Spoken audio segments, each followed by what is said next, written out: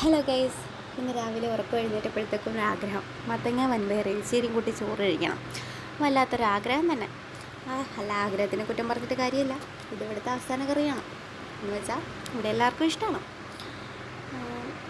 രാവിലെ എഴുന്നേറ്റപ്പോൾ തന്നെ വൻപയർ എടുത്ത് വെള്ളത്തിൽ ഇട്ടിട്ടുണ്ടായിരുന്നു കുതിരാൻ വേണ്ടിയിട്ട്. ഇല്ലെങ്കിൽ പിന്നെ ഇത് വേവാൻ നല്ല പാടായിരിക്കും. അതുകൊണ്ട് ഒരു 2-3 മണിക്കൂറെങ്കിലും വേവിക്കാൻ വെക്കുക, കുതിരാൻ വെക്കുക. പിന്നെ മത്തങ്ങ 2 കഷ്ണമാക്കുക. സോറി, 2 കുറച്ചധികം കഷ്ണങ്ങളാക്കുക. എന്നിട്ട് പാത്രത്തിലോട്ട് ഇടുക. എന്നിട്ട് കുറച്ച് ഉപ്പ്, കുറച്ച് മഞ്ഞൾപ്പൊടി, കുറച്ച് വെള്ളം ഇത്രയും ഒഴിച്ച് അടുപ്പിലോട്ട് വെക്കുക. ഒരു 4 വിസിൽ കേട്ടാൽ മതിയായിരിക്കും, അന്നേരം വെന്തോളും. ആ സമയം കൊണ്ട് നമുക്ക് അരപ്പ് തയ്യാറാക്കാം.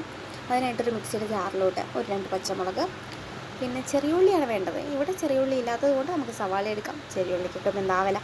പിന്നെ കുറച്ച് ജീരകത്തിൻ്റെ പൊടി, ജീരകമായാലും വേണ്ടില്ല, ചെറിയ ജീരകമാണ്. പിന്നെ കുറച്ച് വെള്ളം, ഇത്ര മതി. എന്നിട്ട് നന്നായിട്ട് അരച്ചെടുക്കാം, മിക്സ് വെൽ. എന്നിട്ട് അന്നേരം 4 വിസിൽ വന്നിട്ടുണ്ടായിരിക്കും. അത് അങ്ങോട്ട് തുറക്കാം. അന്നേരം തന്നെ തുറക്കണ്ട, കുറച്ച് ആവിയൊക്കെ പോയതിന് ശേഷം തുറന്നെടുക്കുക. അന്നേരം വേദിട്ടുണ്ടായിരിക്കും. പിന്നെ അതിനെ നമുക്ക് കുറച്ചും കൂടെ പേസ്റ്റ് ആക്കാം. നല്ല പേസ്റ്റ് ആവേണ്ട, കുറച്ച് തരിയെടുപ്പും വേണം, എന്നാലും കുറച്ച് പേസ്റ്റ് ആവും വേണം. അതിലോട്ട് കുറച്ച് കറിവേപ്പിലയും കൂടി ഇടുക. എന്നിട്ട് ഈ അരപ്പൊഴിച്ച് നന്നായിട്ട് മിക്സ് വെൽ. പിന്നെയും നന്നായിട്ട് മിക്സ് ആക്കിയതിന് ശേഷം ഒരു ചീനച്ചട്ടി എടുത്തിട്ട് അടുപ്പിലോട്ട് വെക്കുക. അതിലോട്ട് കുറച്ച് എണ്ണ ഒഴിക്കുക. പിന്നെ പറയണ്ടല്ലോ, കടുവറ. പിന്നെ അതിലോട്ട് കടുക് നന്നായിട്ട് പൊട്ടിയതിന് ശേഷം കുറച്ച് ഉള്ളി ഇടുക. ചെറിയ ഉള്ളിയാണ് അതിന് വേണ്ടത്. ഇവിടെ പിന്നെയും ചെറിയ ഉള്ളി ഇല്ലാത്തതുകൊണ്ട് നമുക്ക് സവാളയിൽ ഒതുക്കാം.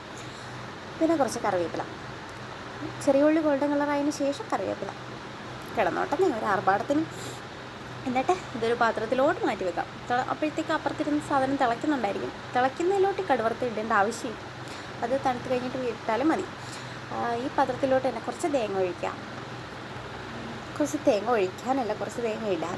എന്നിട്ട് തേങ്ങ നന്നായിട്ട് ഒരു ഗോൾഡൻ കളറാവുന്നവരെ, ഒരു ബ്രൗൺ കളറാവുന്നവരെ വഴട്ടുക. എന്നിട്ട് ഈ കടുക് വറുത്തതും തേങ്ങ വറുത്തതും കൂടെ നമുക്ക് എരിശ്ശേരിയിലിട്ടിട്ട് മിക്സാക്കുക. അപ്പോഴത്തേക്കും എരിശ്ശേരി റെഡിയാവും.